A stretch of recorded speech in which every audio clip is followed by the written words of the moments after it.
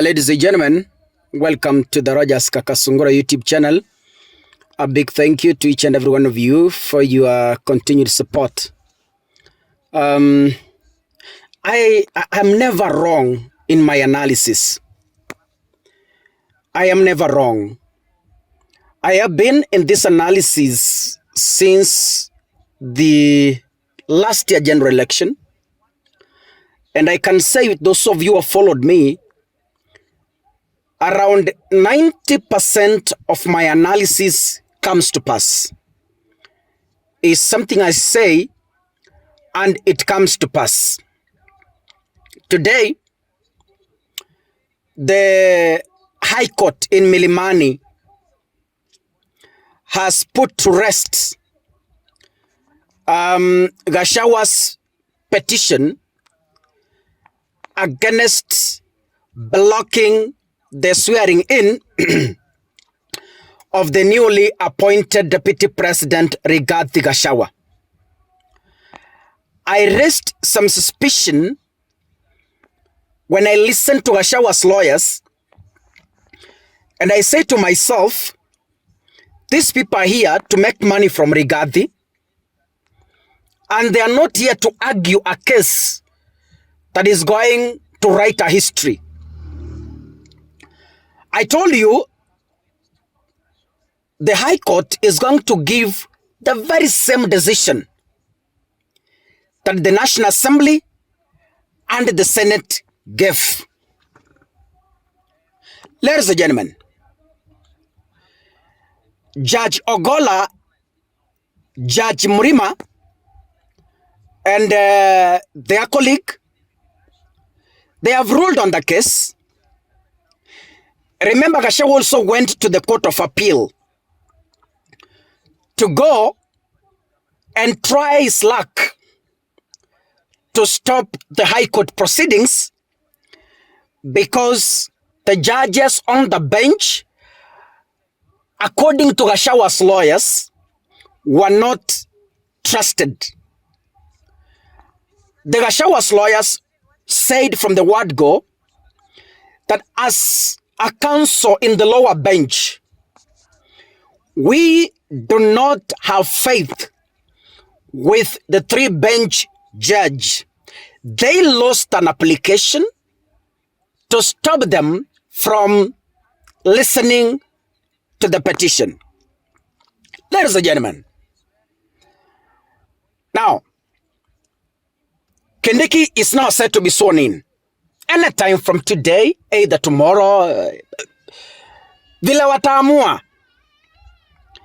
And ladies and gentlemen, I don't know why Gachagua was wasting all his resources to fight this battle, because it was very clear and very categorical from the word go that his case was a predetermined case to send him home from the face of Kenya Kwanza. Now, I want to speak as Kakasungura. I have been a journalist for a few years, but then, being a citizen of the Republic of Kenya, in my own view, and sorry to say this to you, ladies and gentlemen, it is so rare to have justice in the Republic of Kenya. It's so rare. Why am I saying so? If you have money, you can buy justice in Kenya. I am not saying the judiciary is compromised. I speak what I've gone through. The laws of this land, according to me, Kakasungura, was specifically meant for the less fortunate. But those in power, those with authority, those with money, as much as we say nobody's above the Constitution, but the reality on the ground is there are people to some extent who use their powers wrongly to suppress the Constitution and to deny people their justice. So many people have said, Kaka, I hate Gachagua. I don't hate Gachagua.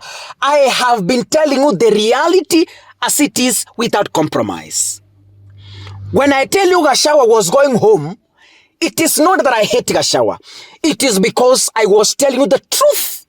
Gachagua was going home and he has gone home. So, ladies and gentlemen, sometimes I do not know how to sugarcoat some truth to make you happy or to give you hope. Some of you are telling Kaka, instead of giving us hope, you are kidding us. Yes. Ni vizuri ni kuambia ukweli. When that truth comes out, usiseme nilikudanganya. Gachagua said he trusted the courts. He had trust. He said even yesterday, was it yesterday when he was at a funeral in Kiambu County?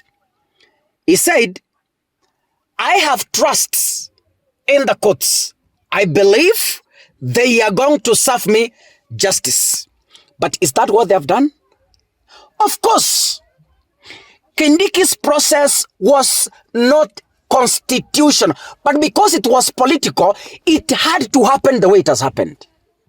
That we need to agree. If we had competent courts that were independent, Gachagua could have retained his position. If we had independent courts. But because our courts, to some extent, are not transparent, Gachagua has lost his justice. And it had to happen that way. It was calculated to happen that way. It was meant to end that way. You remember the first video I did before even the impeachment. I told you William Ruto is a man who finishes the end of something before he begins doing that something. Yani, Ruto ni mtu anamaliza jambo kwanza kabla aanze kulifanya. When he had decided he's sending Gachagua home, he had known. Gachagua akienda kotini, Ruto had already known the outcome. That's why you are seeing what we are saying today. I am very sorry to the Deputy President regarding Gachagua. But I hope one day he will find time to forgive William Ruto for what he has done. He trusted William Ruto with all his heart. They even never did an agreement because he trusted Ruto as a church colleague who do not need to be trusted with writings. Gachagua came to this government without a party. But anyway, from this desk, I wish Kithure Kindiki success as he awaits his swearing in, possibly from tomorrow, if anything again won't happen in between. God bless you, ladies and gentlemen. See you in the next video. Asanteni sana.